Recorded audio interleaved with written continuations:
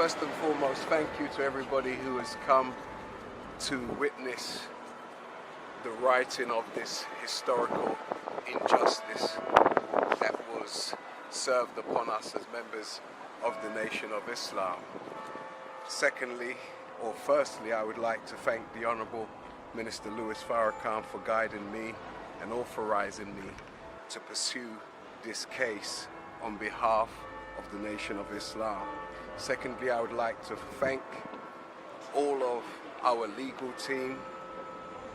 I'd like to thank Counsel Martin Ford QC, Barrister Ian Daniels, Barrister Tamara Muhammad, and our solicitor Andre Clovis, and his assistants Lucinda Hawthorne and Caroline Bayard.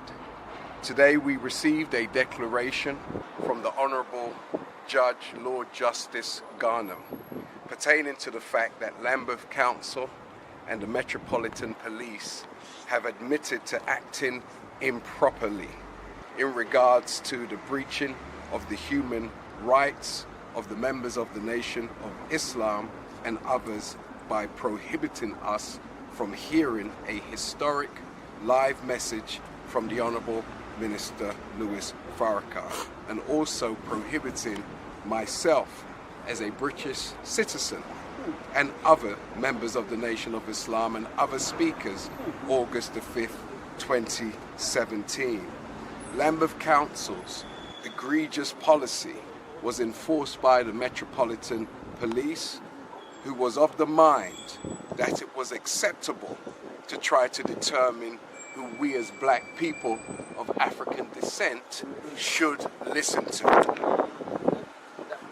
We hope that the outcome of this case sends a strong message to Lambeth and others.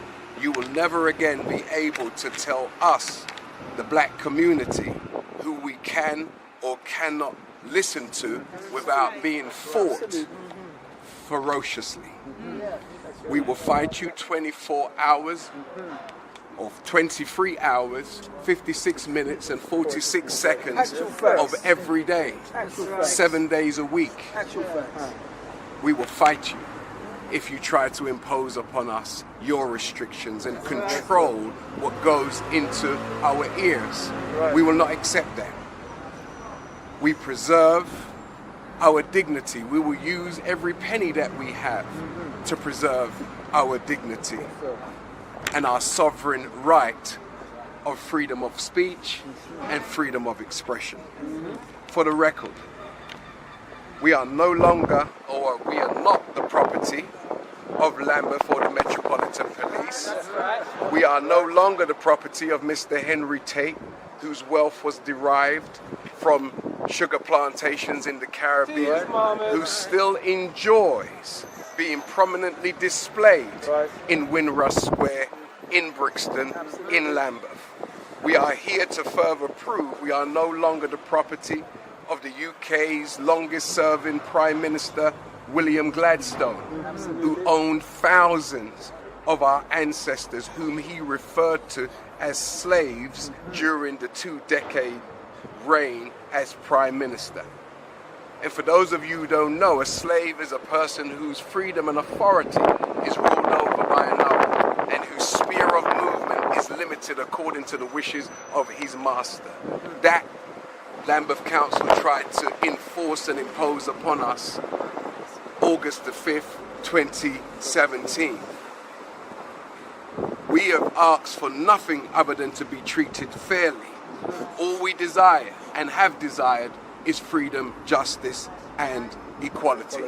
We want to enjoy the same level of freedom, justice, and equality in Lambeth that the gay community enjoy, that Jewish members of the community enjoy, that Caucasian people enjoy, that Asians enjoy. We believe it's our right as black people who are responsible for rebuilding this country after the Second World War to be afforded these privileges of being able to determine for ourselves our future and how we should evolve.